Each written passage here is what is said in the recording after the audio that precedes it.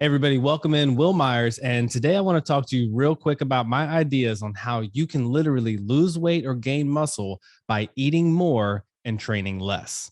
Now that sounds crazy, right? Literally, it's the dream program. How could you eat more food and train less and actually get your results? So this is episode 1 here. What I'm going to do is go over 3 main things in these episodes. 1, how to eat. 2, how to train, and 3, how to think. Each and every video with these here, my main goal is to go over a very specific topic in those categories. So today we're going to be talking about how do you build a nutritious meal? Like how would you build a nutritious plate and when would you eat it? Then when it comes to how to train, I'm going to talk real briefly on just how you start in general. And then also when it comes to how to think, we want to lock in on mindset. And I want you to start to identify as the future successful person that you will be, but I want you to start identifying as that now. So let's kind of backtrack a little bit. So first, if you don't know who I am, my name's Will Myers. I'm going to put a little picture up real quick. I went through a transformation. This picture here actually took me about 3.5 years. It's almost about a 35-pound gain and keeping my body fat percentage at a really low place. Now, I was also doing bodybuilding and competing and challenging myself to get on stage. So there was a lot of motivation. And I know you may not be somebody who's trying to necessarily get on stage. You may just be looking to get your health together for yourself in general. So what I want to do with these episodes is just help cultivate your mindset. Like maybe you're already motivated to get yourself in shape. I tell a lot of trainers out there, it's not our job to motivate you. You have to motivate yourself. You have to be able to look in the mirror and be able to start that spark. But then what we do is we pour gasoline on that spark. And it's all about the caliber of trainer on how much gasoline you pour. Because no matter what, if there's a big fire, a small fire, a spark, if you pour a ton of gasoline on it, there's a chance it would literally just extinguish it. So we have to make sure that we're giving you a little bit at a time to grow that flame. And my goal today is to help grow your flame in specific techniques. Again, how to eat, how to train, and how to think. So let's go into how to eat first. Remember this, for this episode, we're talking about how do you build a nutritious meal plan and how do you build that plate? And then when should you be eating? So it's kind of like I'm going to help you in a way build out your first meal plan. So when we're building a nutritious plan, you have to understand 3 main things. These things are called macronutrients. There's protein, there's carbohydrates, and there are fats. These are so important because this is what you use to actually make up the meal. Now, there's also micronutrients, and you may have actually heard of macronutrients. You may have heard of counting calories. You may have heard of people who weigh their food, get a food scale, and eat a certain amount of times a day. It's so important to make sure you understand why you're doing that stuff, not just doing it for no reason, right? So first, what is protein? I like to consider protein as the building blocks that build the muscle. So if you were to build your own custom home, or maybe you're building a apartment complex or anything really, the foundation is the first thing that you actually start to build after you've gone to the architect and gotten your blueprint. I'm the architect, but let's fast forward a little bit. We're building the foundation. So the type of concrete that you decide to invest in is going to ultimately decide how strong that foundation is, right? Why would you want to put a huge home on a very weak foundation? So when you're building your muscle, you want to make sure that the food that you're putting in, specifically the concrete, is a very good concrete. And so I got a couple lists here, just some random ones I just kind of jotted down, but chicken, beef, turkey, fish. And I say those first because I will always believe it's best to get your protein sources from actual real animal meat sources. Now, can you get your protein from vegetables? You can. Can you get your protein from certain types of beans and legumes and stuff like that? Yes, you can. You also can get your protein from protein powders that you can buy from the grocery store. The only issue is those options of protein tend to come with a lot of other stuff. So if you're eating beans and trying to get protein from beans, if you look at the nutrition facts yourself, you'll notice that there's a much higher ratio from protein to carbohydrates. So you may get 9, 10, 15 grams of protein from some beans, but you're also going to have to deal with 30 to 40 to 50 grams of carbohydrates. We're going to get into carbs in a second, but remember, we're specifically looking for protein. You can get chicken thigh versus chicken breast, and now you're going to have a much higher fat content in that chicken thigh versus a chicken breast, which is very lean. So again, there's a big difference between your different protein sources. Some of them will come with carbohydrates, some of them will come with fats. And the only issue with protein powders is you have to understand that a protein powder is a supplement. So they literally created that. I think that protein powders are great when it comes to convenience. When it comes to really, that's the biggest thing, convenience. Like maybe you're too busy and you can't get 5, 6, 7 meals in a day, and it's easier to drink 2 or 3. Or maybe I had dental issues. I had a lot of dental issues last 2 years ago, and I'm finally getting to the end of that and making more progress and all that stuff. It's great. But if you've ever had dental issues, when it comes time to chew, it can be very difficult. So what I had to do, I was blending a lot of my stuff up, drinking protein shakes just because it was convenient for that time period. However, I never want to get into a position where I am like dramatically reliant on protein shakes. A lot of the protein shakes out there also do have tons of other additives in them. So you're getting more than you're really bargaining for. And since I'm talking about that real quick, I know that some of you may be looking at the protein powders that come with, for example, whey protein or whey isolate protein. The reason we want to do the isolate is because it's going to give you exactly what you need. Just think of the word like this is isolated to specific whey proteins. I'm not going to have to deal with anything extra in the actual shake. So if you are getting whey protein out there, make sure you get the whey isolate. And then second, if you're out there buying mass gainers are loaded with carbs and loaded with fats. I'm going to tell you exactly why that's a problem when we move on. So again, those recommendations: chicken, fish, beef, turkey. You probably have some others you're thinking of right now. And if you are thinking of proteins coming from bean sources and such like that, just remember you're also getting extra carbohydrates. So you have to do something about that. So what are carbohydrates? Carbohydrates, by definition, really good for energy. They're basically sugar. It's converted to glucose and glycogen, and the muscle actually uses that. The brain operates off of that as well. So really good when it comes to fueling the body. The only problem is there's a certain amount that you can put into the system, and then anything else is just going to it's going to be spillover. And what we like to call that is water retention. So if you're getting too many carbohydrates in your diet, your body is literally going to soak up the water that you're drinking from your foods as well, and it's just going to hold that water. So it's kind of like, if you fill up your car too much with gasoline, it's just going to spill over the edge, but then it's going to just go off the car and into the floor. It's not going to necessarily make the car bloated. We will get bloated. We will retain water, and that's going to slow you down. So remember, carbohydrates are for energy. I love carbohydrates. I'm never going to be the coach that says you can't have carbohydrates. I just want you to understand what they do and why you need them. So carbohydrates are, like we said, really good for energy. So it's really good to help you get through a workout. It also, post-workout, we do need to refill those glycogen stores in the muscle to help the body then recover. Because you're working out, and you ever worked out your arms or your chest or back or legs even, and you can feel them pumped for like the next 3-4 hours? You literally need to put glycogen into the muscle to be able to make sure that it actually recovers and has the fuel that it needs to recover. The challenge with that is, again, if it's too much, it puts you in a situation where you just have too much carbohydrates. So again, like we said, you're going to have that spillover and that water retention. Now, there's simple carbs and complex carbs. I don't want to get too crazy into that, but I like to think of it, how can we make it easy? Like, think about simple carbohydrates as a very simple process to break down. Whereas complex carbohydrates is a little bit more difficult, and it's a little bit more of a process to break down. So let's just use a real quick example. Simple carbohydrates would be like your fruit juice or fruit itself, or maybe even some vegetables.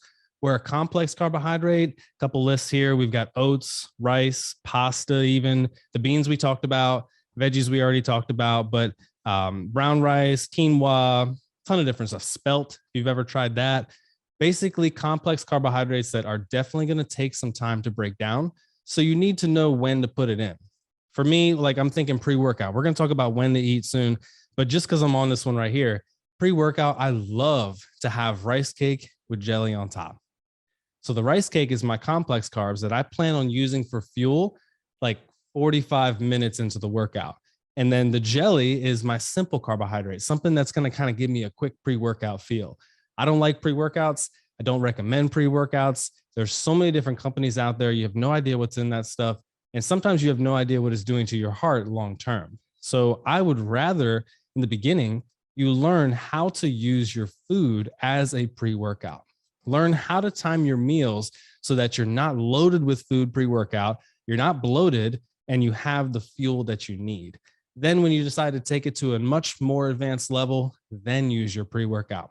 But if you haven't figured out your diet, if you haven't figured out your food, you should not be spending that 30, 40, 50 bucks on that little can of pre-workout as your booster, right? You should be able to know how to boost yourself based on the food that you're eating. So let's move on to fats. Fats can also be used for energy. You may have heard of the ketogenic diets and stuff such out like that. The issue with that, we won't even talk about an issue. It's specifically energy. You can use fat as energy.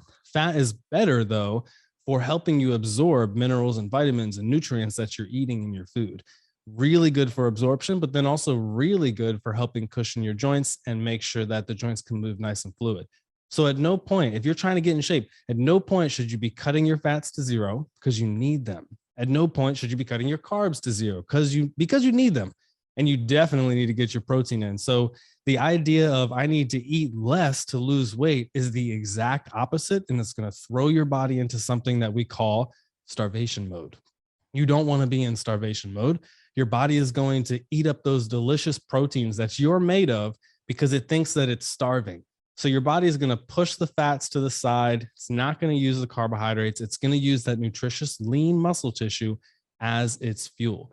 So literally, you're putting yourself into starvation mode and your body is eating itself. That's the last thing you want. Imagine, the best way I can relate this is imagine doing an incredible chest workout, right?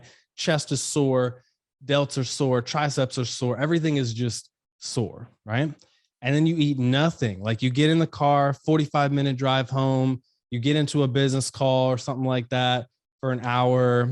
Then you got to make your food 30 minutes, then you eat your food, then it takes 30 to 45 minutes to digest. So you may not get that food for literally 3-4 hours, sometimes 5 hours sometimes. So you may have felt that stomach grumble. You ever felt your stomach grumble and then all of a sudden that feeling just kind of goes away and you just kind of keep going? You're busy. You're focused, right?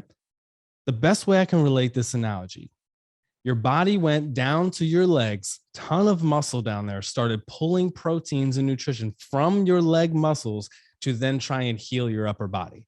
Now, that's not exactly what happens, but I'm using that analogy to help you understand your body's going to pull from the lean muscle tissue somewhere else in the body to try and repair other parts of the body. So it's literally eating itself to continue to go, right? Which is going to lead us into when should we eat? And I'm not going to, everyone's meal plan is different because everyone's schedule is different, but I'm just going to go off of general, right? Let's use that car example again.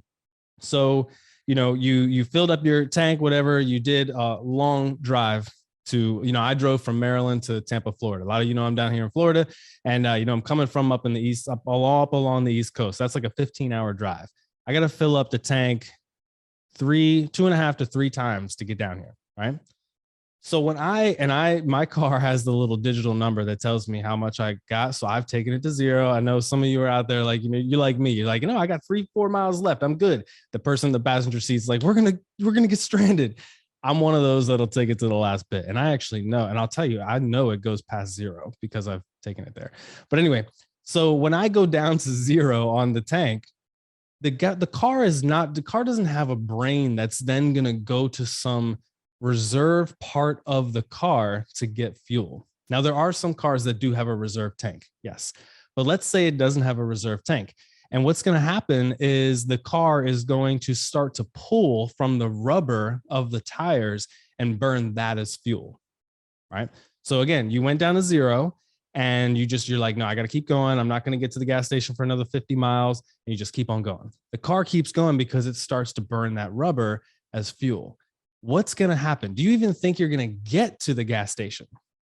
Likely not, right? Because we need the tires to literally get there. So if you're burning up that fuel, that rubber for fuel, the tire's going to pop, the tire's going to blow. You're not going to get to the destination. We all know you have to stop and go get gas. That is exactly what happens in your body. You have to put food in on a regular basis to be able to maintain something that we call your metabolism.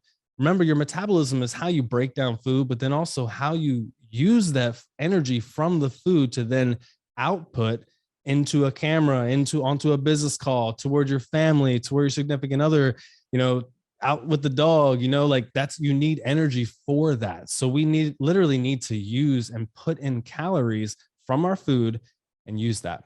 Now, remember, we talked about those macronutrients. You're going to get a lot of your fuel and energy from your carbohydrates and fats.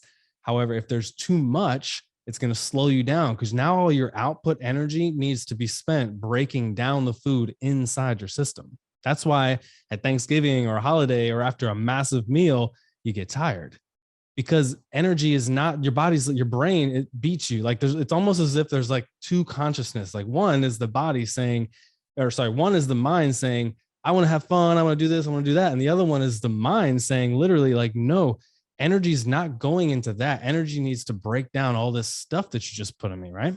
So that's why we don't want to have just like one big massive meal. I know there's a fad out there, 1 meal a day, OMAD, 1 meal a day, OMAD. Yeah. The challenge with OMAD is if you are also working out, if you are also training, then your body is going to be needs to repair that muscle tissue post-workout. So if the food is not there, if you only had one big massive 2,500 calorie meal or something like that in the morning or in the afternoon or whenever, there was such an onset of calories that one, your body can't absorb all that at the same time. And two, a ton of energy has to go to breaking down that food. If anybody watching this has worked out at night, you have a massive meal at night and you wake up and you're super sore, you're thinking like, oh, I had a good workout last night. That's why I'm sore.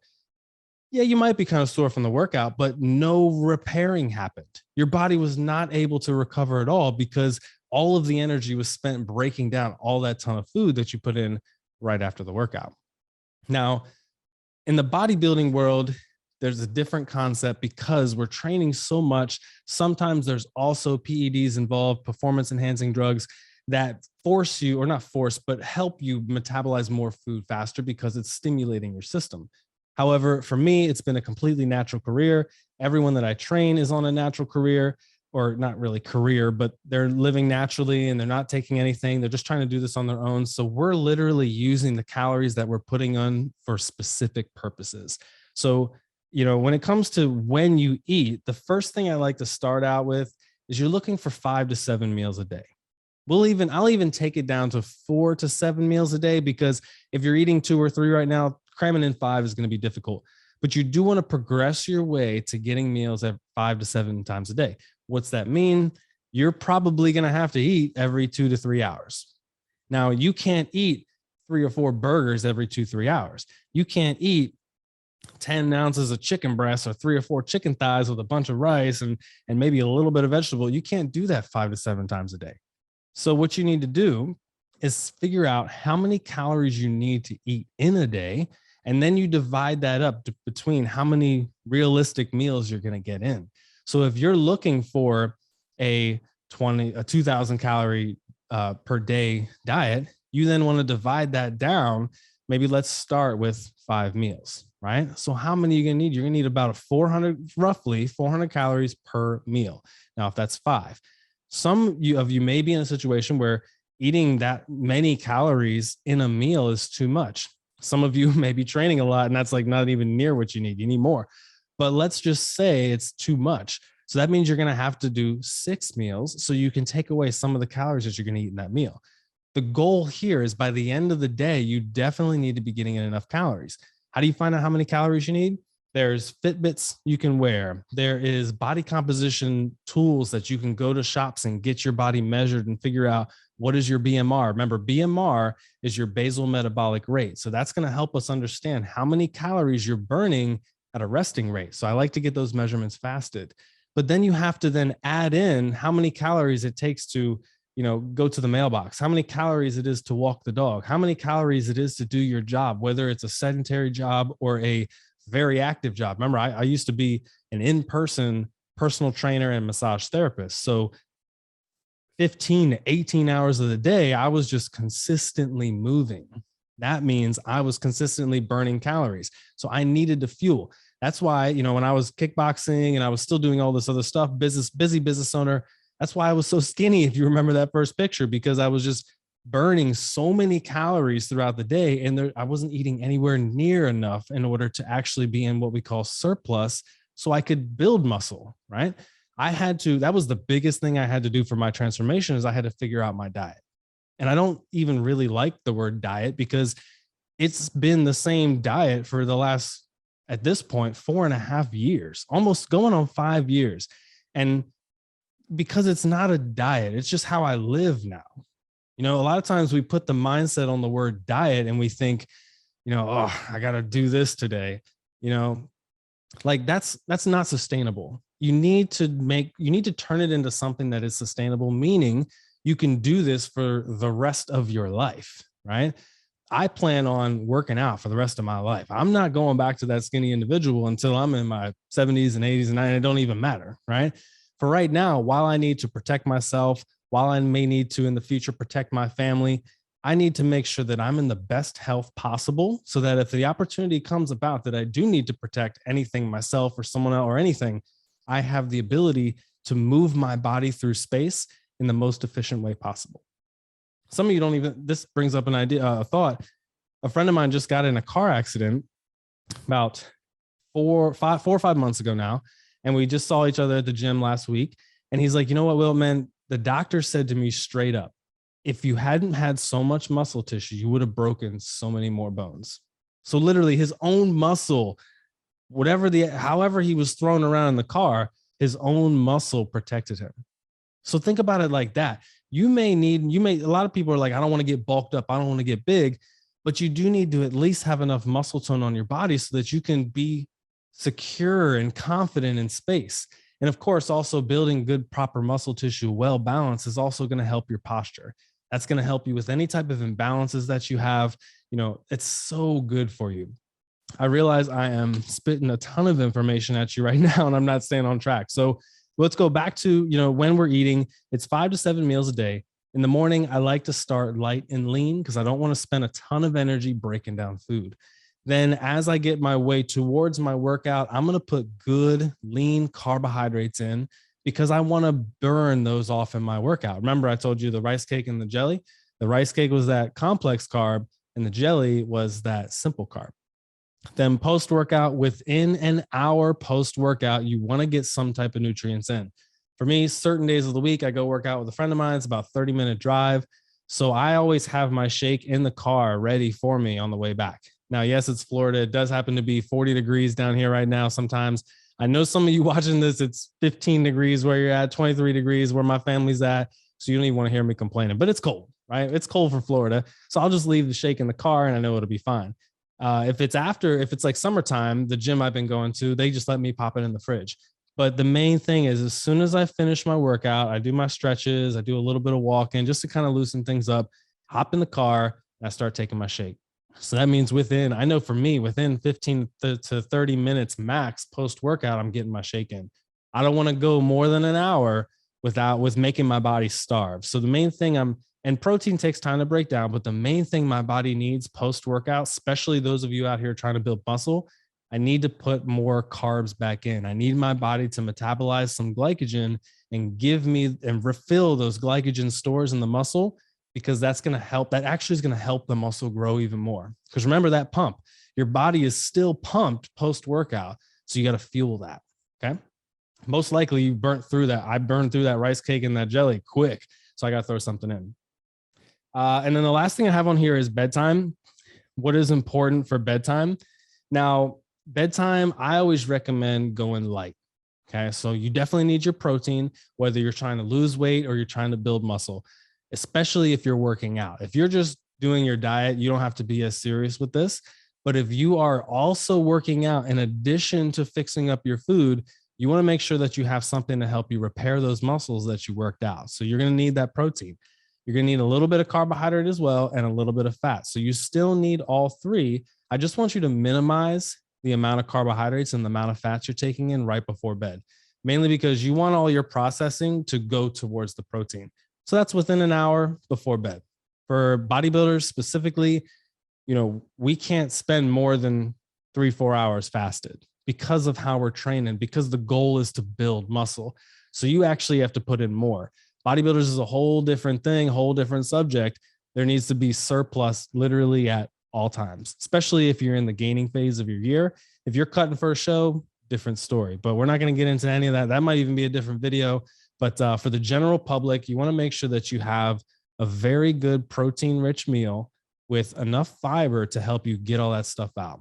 I didn't talk too much about vegetables, mainly because I don't believe in a lot of the nutrient facts on the labels for vegetables, because the soil is nowhere near as rich as it used to be. The rain that comes down is very toxic in many areas. I mean, come on, if you go to the Caribbean islands and you try, a piece of fruit, it's going to taste 10 times better than something you can get from your local grocery store. The reason is many times because that fruit was allowed to ripen on the vine. It was literally allowed to fall from the vine instead of being picked early. It was allowed to mature at the rate that it's supposed to mature. And so many times it does have the nutrients and minerals. However, here, very rare. So I specifically eat vegetables and fruit for the fiber. So I'll put a cup of vegetables in every meal. I do green beans or asparagus or a lot of zucchini. I eat a lot of squash. Mainly because I know it's got a lot of fiber in it, broccoli even.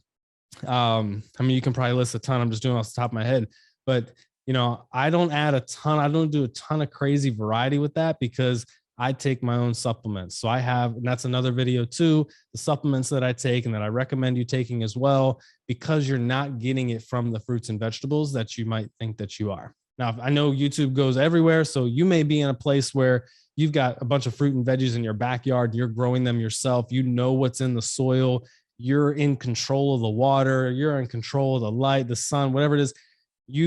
That's much better. But if you only have access to what's at the corner store or what's in the grocery store or what's at the Fresh Mart or anything like that, I'm not trying to use any names. The challenge is many of those places get their fruits and vegetables from mass production companies. I used to work for a warehouse. I was a truck driver. Many times I would come further south, close to where I'm at now, to get fruits and vegetables to take back. None of them were ever ripe when I came to pick them up. What they did was they ripened in temperature controlled rooms back at the warehouse that I worked at. And then a couple of weeks later, they would go to the grocery store. You buy it and you sit it on your counter for a couple of days. Then it's finally ripe. All that really happened is that the sugar that was in the fruit fermented and now it's sweet. It's not necessarily nutritious. So that's probably a whole nother video too. I wanted to give you a couple ideas on some good fats here because we talked about proteins and carbs.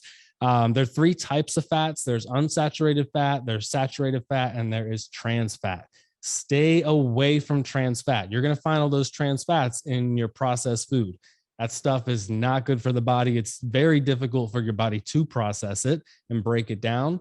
And when it does break it down, many times there's so much extra chemical. There's just a lot of stuff in there. You want to stay clear of trans fats. But an example of some of your unsaturated fats, you're going to get a ton of omega-3s from that. So for example, oils, dairy, beef, pork, dark meat, chicken, those are proteins that have it in there. Avocado. Oh, another really good point. You can use olive oil, peanut oil, canola oil, stuff like that to get your fats. However, if you're cooking with it, it's not that good because the burning temperature is so low. A lot of times it's like 160, 175 degrees. Whereas if you were to get avocado oil, grapeseed oil, coconut oil, things like that, the burning temperature is like 375. So remember, you don't really want to burn too much of the food that you're eating. The carcinogens do not process well in the body. I love barbecue, but you can't do it a ton because you're putting in a lot of that burnt stuff into your system. So if you are cooking your vegetables in an oil that burns at 175, there's a good chance that you're going to burn that oil before you fully cook the vegetables. So you're kind of like back and forth. It's a mixed match twist. So switch up those oils: avocado oil, grapeseed oil, coconut oil. Really good, really high burning temperatures if you're going to cook with it. Or, of course, if you're just doing it on salads, there are some really good local farmers that and local places that will make their own olive oils and such. It's much better quality than if you were to get the cheap stuff that you can find at most stores, even some gas stations.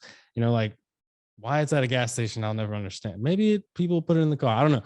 Shouldn't put it in your body. Simple stuff. Okay. Nuts and seeds, they are good sources of fats, but the issue with that is it's primarily fats and carbs. So in no way should it be a meal replacement. It can certainly be some snacks for some extra fat, but do not, like, that's the thing. You're going to eat that and it will like take care of your hunger short term. So your body is going to stimulate, is going to break down that stuff. So your body's going to think it's good. But again, if you're working out and training, you need protein. You need to fuel that muscle. So some people will say you can get protein from the nuts and seeds and stuff like that. But remember ratios. You're going to get a higher fat content from a lot of those different types of nuts. You're also going to get carbohydrates too. Carbohydrates, we don't want to load up on them, remember, because they will cause water retention. So if you're looking at your meal, you're looking for the largest percentage to be protein. You're looking at the second largest to be your carbohydrates, and then your third to be your fats. But you do want all three on your plate if that's how you're eating. Now, I know some of you out there are doing ketogenic diets, and that's probably the one I'm thinking of the most. And you would say no carbohydrates. And that's true. In order for you to be in ketosis, you can't have any carbohydrates in your system for 72 hours. So, and sauces and candy and stuff like that, even if it's a little bit of carbohydrate, it's going to become glycogen and it's going to become a fuel source. So it's going to throw your body off. So I don't recommend that diet fat just because it's very difficult to be sustainable, mainly because of what's so readily accessible to us out here. If you have the discipline, then go for it. But chances are, if you're on a roller coaster ride for your fitness and your health and your weight and your muscle, you probably don't have the discipline for that. So let's just be realistic and build your plan off of what it is you already eat, if that makes sense. Okay. All right. How to eat. I don't know how long that was, but that's what I'm going to hit for today. Now, remember, every time I do these videos, I'm going to go into how to eat. I'm going to go into how to train, and I'm going to go into how to think. Next, we're going to pop into how to train. So the question I always get when we start talking about training is, how do I start?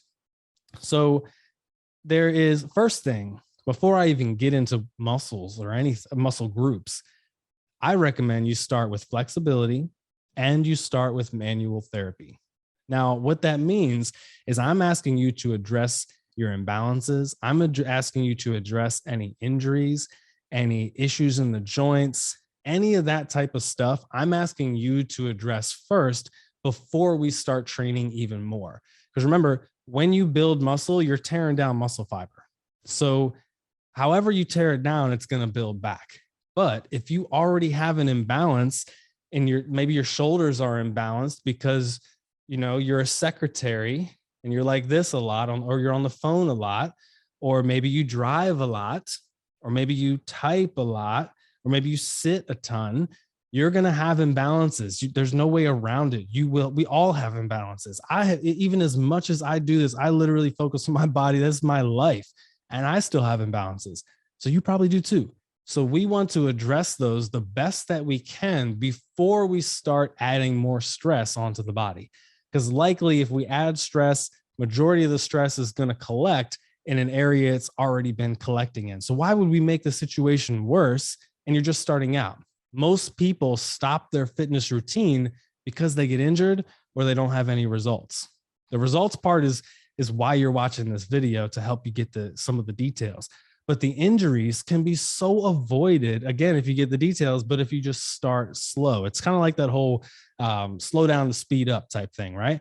You got to backtrack a little bit. You got to take your foot off the gas and understand where the turns and speed bumps are and ditches and all that stuff. You got to understand that stuff before you floor it to try to get to your destination the quickest. I'd rather actually get to your transformation destination rather than have you quit because you get injured. I can't be mad at you if you stop because you're injured. I wouldn't be mad at you, but I can't judge you or anything like that. It's like, look, you're injured. Yes, stop. but could it have been avoided? So that's what flexibility is for. That is what manual therapy is for. So remember, my background, physical therapy and massage therapy. I made everybody slow down. Anyone that came to work with me in person, they had to slow down in order to move on to the more advanced stuff. So they had to learn my foam rolling techniques. They had to learn how to use a lacrosse ball or therapy against the wall before we could go into any type of muscle building. They had to learn what part of their leg is tighter than the other part. They had to learn all of this stuff because there was no way that we were going to move forward again. If let's say like and I'll go detail, I'll go basics. Let's say your hip flexors are tighter and your hamstrings are tighter than the rest of your body. The last thing I want to do is have you doing exercises that make those tighter. I would rather you address it, loosen it up, lengthen it a little bit more, stimulate the other muscles that have now become weak. Like, for example, let's say you sit a lot, right? If you were to look at, you can look it up online, right? If you were to look at an image of somebody from a side view who's sitting all the time, the problem with that, you're going to see a 90-degree angle scrunched in the front of the hip. You're going to see a 90-degree angle in the knee. And what happens is the muscle that pulls the knee, that pulls the leg and bends that, you're sitting on that. That's your hamstring. It's meant to be a very long muscle. It's meant to have flexibility. If you're sitting on it all day, one, it's getting weaker because it's realizing, I need to be a cushion. And then two, the knee's bent all day. So it's just effectively getting shorter because it's not going to its maximal length. Same exact thing with the hip thruster, with the hip flexor. That's getting shorter because you're sitting all day. Now think about the glutes, right? You're sitting on your glutes all day. Again, your body's like, okay, you don't need me to hold you up. You need me to be soft and cushiony because you're going to sit on me all day. So the muscle starts to change because of that. Then you can think about your calves getting tight. Then you can think about your back rounding as well. There's so much, and the shoulders protract and the front of the neck gets tight and you're reaching forward. So the back of the neck gets lengthened and loosened and weak. All of these things happen just from sitting. So imagine you get in the car, sit to drive to work. You stand up, you go up the steps real fast, 10 minutes, whatever, you're back to sitting till your lunch break. You go to the lunchroom, sit down and eat. You come back, sit down and finish your shift. You get back in the car, sit in traffic. Then you go work out. Is your workout based and literally built to combat what you just did for 10 hours or so? If it's not, you could be furthering the problem. Lower back pain is the most prominent pain in this country and probably the world. It's probably because we all sit so much, right? So why not address that first before moving on? Okay, so flexibility, manual therapy, the best way to start when it comes to training and when it comes to your fitness program. Now, I will also give you some tips on when it comes to building muscle. Now let's say like you're like, okay, I got 7 days. I want to work out I got 3 days I can do strength. I got 3 other days I can do something else. And then there's that last day. My recommendation, 3 to 4 days of strength, 3 to 4 days of flexibility, cardio, and core. You're working not just abs, but actually working your stability. And then 1 day where you're not working out at all. You may still do your cardio. Like I take my pup out down to the water on Sundays, sometimes Saturday morning, and it's a walk. That's all it is. I'm not here to work. I'm not there to work out. I'm literally there to reflect. I want you to think about having 1 day a week where you can meditate and reflect on what you were able to accomplish the previous week, where you were challenged the previous week, and then also what you want to do and accomplish in the next week. Very important, right? This should also have time every day as well. That's probably another video, or maybe I'll get into it in the next section, but definitely once a week, there should be a day where you just don't touch any weight. You let all the muscles recover and you focus on this muscle, right? This is the muscle that runs everything anyway. So there should be a day. So you're reading, you're watching motivational podcasts, you're listening to audiobooks or podcasts, you're getting around friends, family, people you love, people you can celebrate your wins with, people who can help guide you through your challenges, that's reflection day. So, and just, I won't go into it too much, but let's say you were looking for 3 strength days. The best way to just start out to make sure that you're hitting everything is push, pull, and legs, lower body. So these are just a couple different of the 7 primal movements that we as humans do. So push is like, imagine if you're pushing yourself away from a wall. If you're doing that action, pushing away, you're going to be working the chest, you're going to be working the delts, and you're going to be working the tricep in the back. So there's also some other muscles, serratus anterior for my muscle buffs out there. But let's just use those first 3 to be, for the most part, chest, delts, and triceps. So when you're building out that workout, let's say it's Monday, you want to primarily work the muscles of that movement. So you may do a compound movement, which compound movements are when you're using multiple joints, or you may do an isolated movement, which is where you're working one joint and one muscle. So think about breaking that down. Now, programming gets much more detailed than that, but that's your push day. Pull day is the exact opposite. So that may be on Wednesday. This is where you're pulling something. So imagine, you're at the gym and you grab those 2 handles and you pull towards you.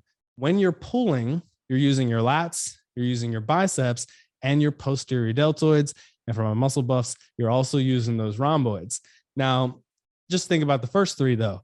You want to, again, build a workout that works your lats in a compound way and an isolated way, biceps in a compound way and isolated way, and then the post delts in a compound and isolated way.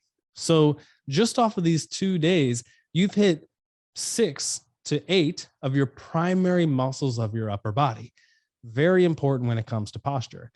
Now, on Friday, maybe your leg day, you've got hinges, lunges, squats, stability type movements.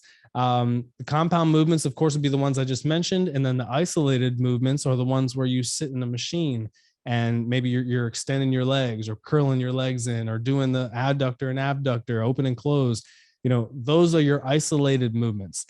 Every workout, I personally recommend you do majority compound lifts and then you do your isolated lifts to stimulate muscles where there may be an imbalance. Now, just a quick tip on that. Maybe I'll do another video on this. Whenever you're in the machines, that leg extension machine or the leg curl machine, you normally do both legs at one time against that pad, right? I'm going to challenge you to use one leg at a time. The reason being is naturally somewhere in your body, there's an imbalance. We've said that word so many different times. So your right leg might be stronger than your left leg. If you work both of them at the same time in that machine, the stronger leg is always going to do more work. It just always is. It's just natural. The weaker leg is not going to get as much attention because the stronger leg is doing all the work. That also is going to mess with that mind-muscle connection. It's called neuromuscular facilitation. Crazy word, big word, just means muscle memory. And it really talks about how well is your brain connected to your muscle? How well is your brain telling the muscle to do what it needs to do? If your brain is telling both legs to do something at the same time, but one is stronger than the other, naturally more energy is going to go to that stronger leg. So what you do instead, one leg at a time, so you can really build that mind muscle connection.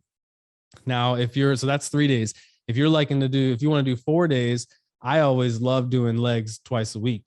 So I break down my legs a quadricep day and a hamstring day. Quadricep day is going to be more of your front loaded exercises. So your squats and your lunges, front loaded squats and lunges. And then your posterior day or your hamstring day is going to be much more posterior focused. So like your hamstrings, your calves, your glutes, such like that. You may do some deadlifts. You may do some hip thrusts. There's a ton of stuff, but I like to think front of the lower body and then back of the lower body. And then each day I work the inside and outside of the legs as well. So just off of that, and you can rewind and listen to it again, just off of those 3 to 4 days, you can literally hit every major muscle in your body. And you can really affect your posture in a good way. And then the other 3 to 4 days, you're focused on your flexibility. You're focused on your stability, which is huge. I'm definitely going to do a video on stability at one point. You're focused on your core. You're focused on meals. Honestly, those days might be a good meal prep day. And then, of course, remember that last day, you're taking that day off for reflection. Okay. All right. Let's move on. We're moving on to how to think. Okay. This is my favorite section. I'm not going to go like crazy on this one, but I'm going to hit you on mindset, because mindset is, so let's say that you're on this roller coaster of your fitness, right?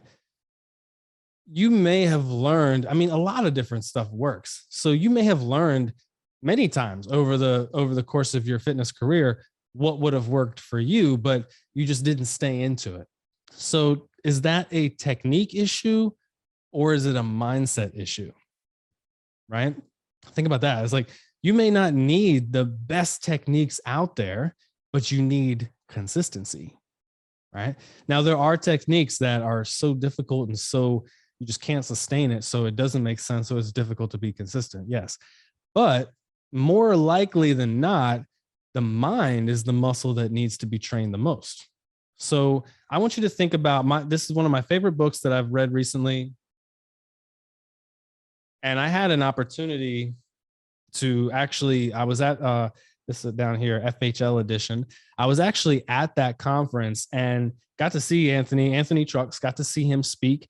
And man, it was motivating. It was crazy. And so he gave this book out to everybody. It's called Identity Shift. And I recommend it. I love this book here. I think I might even kind of add a book to every single one that I do.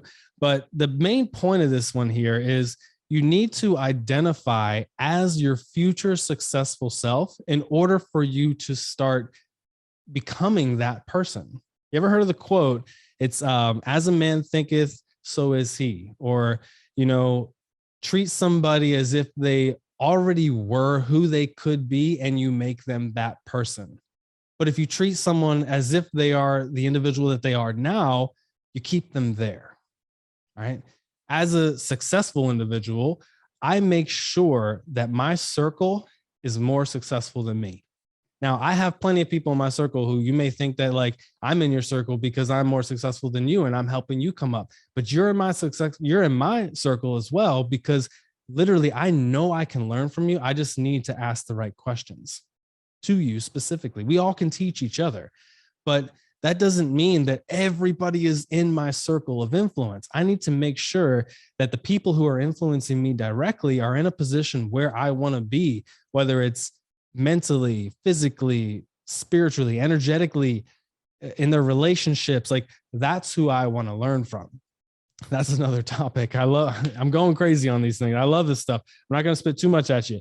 Identify as your future successful self. Let me make sure I pull back and stay on the right track. Now, why do we do that, right? First is it's the best way to prepare for the progress that you're going to have. So think about what your future successful self would think about during the day. How would that person wake up in the morning? How would that person go about the first business call of the day? How would that person go about the workout? How would that person look at their meals? I saw a guy post in one of my groups recently. He's new to his fitness game and he's very overweight, and he got his meals in, but then he just had this urge for pancakes. And this is where, and like, I don't have an issue with, indulging every now and then, but this is what got me. One of his sentences was, as I was prepping it, I felt horrible. As I was making it, I felt horrible. As I was eating it, I felt horrible. It's because he's thinking in his present mindset.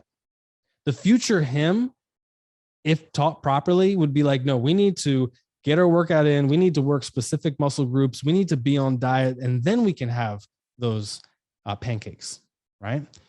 You need to deserve your cheat meal. For all these people who ask me, well, can I have a cheat meal? Can I do this? Can I do that? Did you deserve it? It's just like my business coach. I'm not going to go out and spend all this money on a car when I need to put money in other things to help further my business and make it more successful. Do you deserve the treat you're giving yourself? We got to start as a group, as a people, as everything. We got to get into that mindset.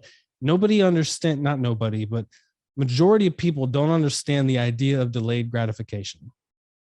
Delay your gratification. Make sure that you are proud of what you've done. So that way, when you're sitting there eating something as amazing as pancakes, you're not feeling horrible. Come on. I mean, you may not like pancakes. Maybe it's a Cinnabon for you. Maybe it's cookies, whatever. I will eat all of them, but I have to earn it. I'm not going to sit there and feel miserable because I'm doing it. I'm going to be like, yo, give me 2 more orders, because I just hit legs. I'm doing something tomorrow morning. I need the fuel. That's how I'm going to look at it. That's how you should be looking at it. Reel it back, Will. Stay on topic. So prepare your progress. You're also going to do it to upgrade your system. You need to upgrade your system. I like to think about, I've got a phone here. This is one of my old phones. I keep it. It's got my Maryland number on it. But then I also have a newer phone. The old phone, I can open it up. It'll take 3 or 4 seconds to open up. I can click to the messages. It'll take 3 or 4 seconds. In the beginning of the day, it always does. It's just slow.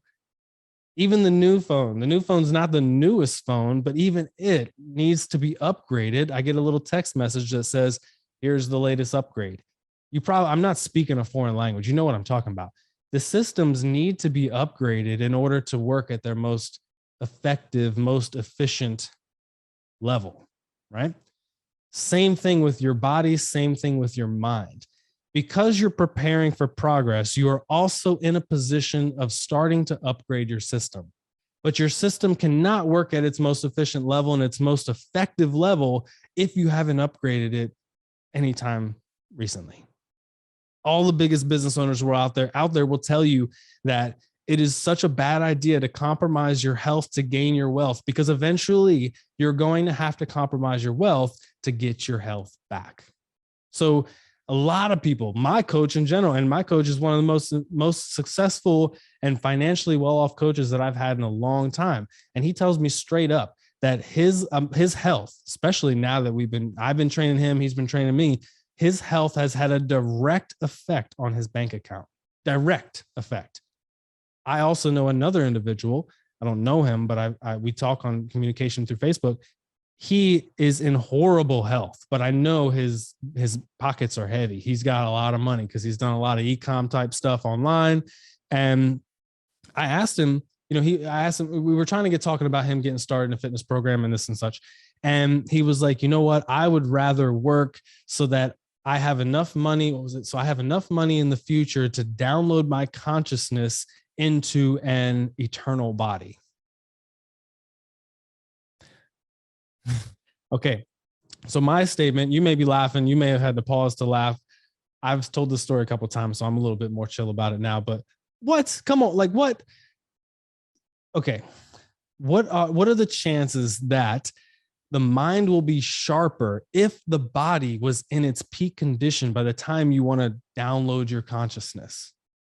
Don't you think that the confidence of taking care of something as simple as your health would make your mind even more effective so that whatever you're downloading into whatever it is the best it could possibly be? And then I said to him, I was like, think about the other people who are going to do this. Do you think that that their health is going to be in the same position?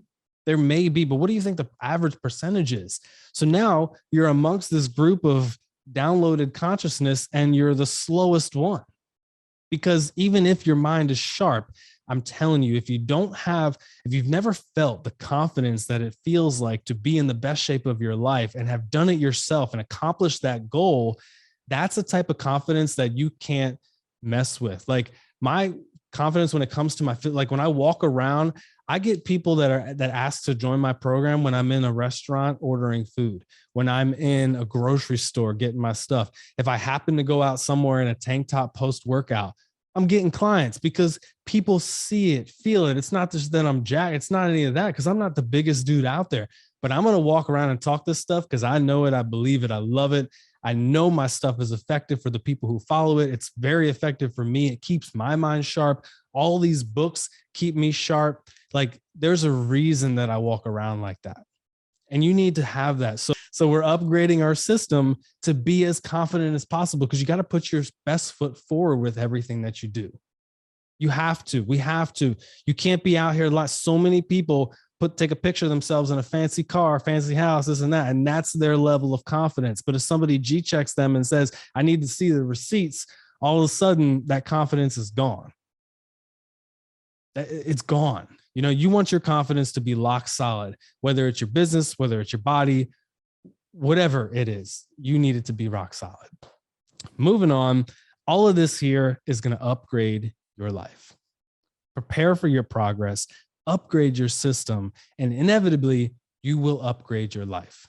Many people are struggling with their finances. Many people are struggling with their health. Two of the most precious commodities, time and money. And we waste a ton of time and we waste a ton of money.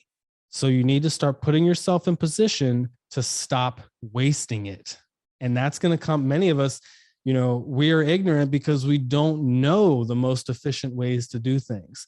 But there is someone out there who decided to study it and decided to package it and find a way to teach it to people, because just because someone did something for themselves doesn't mean that they can help you do it. But there are people out there who have created systems to teach the masses, or maybe their specific niche, how to do it. So you, again, have to put yourself around these type of people that can help you, because people who are successful want to help. They actually want to. You know how they say, like, when the student is ready, the teacher appears.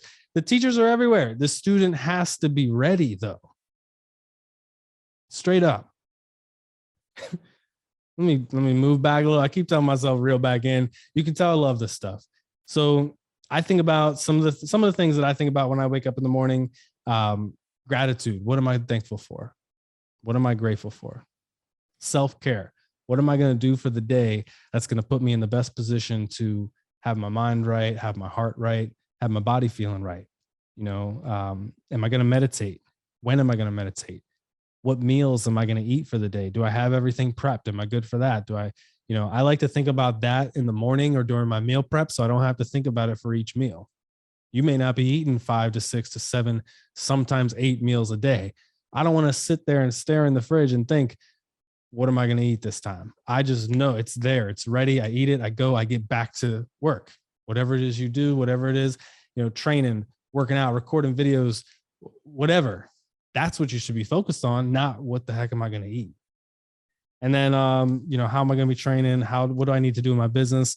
Just little things that I'm thinking about. I recommend giving yourself a good 15 minutes every day, the beginning of every day, me time. If you have kids, if you have dogs, if you have cats, goldfish, whatever, like, put it all on hold. Lay in the bed. Don't even come out the room if you know the kids are going to come after you. And take 15 minutes, listen to an audio, get out your book, write in your journal, think about what it is you need to take care of for the day, and break that stuff down. Otherwise, you're going to move right into your day and you're not going to have built your foundation.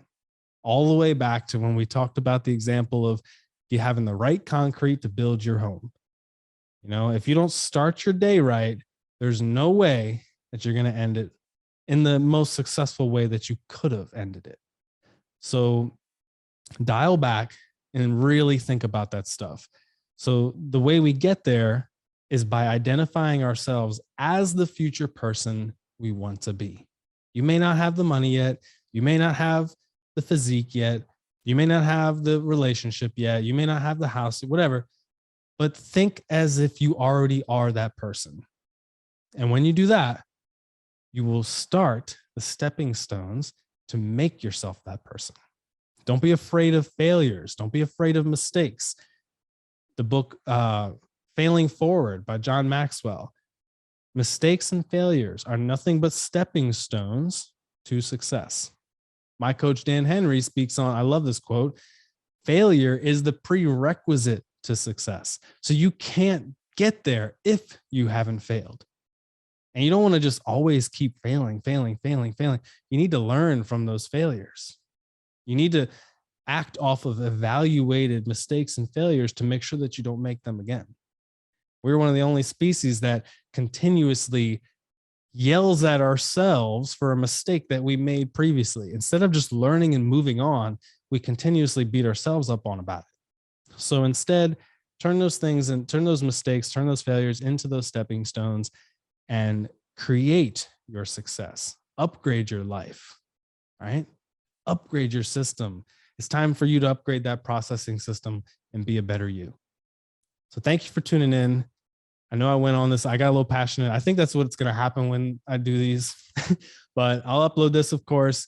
Remember, all these here, this is going to be a series. There'll be a ton of other videos too, but each of these series, we go over how to eat, how to train, and how to think. This is why I can say that you can lose weight and build muscle by eating more and working out less, as long as you do it effectively. You're working out less because you're doing it more efficiently. You're not wasting hours in the gym. You're eating more because you're not eating crap-filled, high-calorie dense foods that do not do anything for your system, that fill you up and give you nothing. Instead, you're eating small meals throughout the day that are specifically tailored to why and what it is that you need to eat. So thank you for joining. If you watch this long, I'm grateful. If you share this out, if you click like, if you comment, it will help me get some more people. It'll help me get this message out. Stay tuned for the next video. And again, thanks for checking this out. Bye.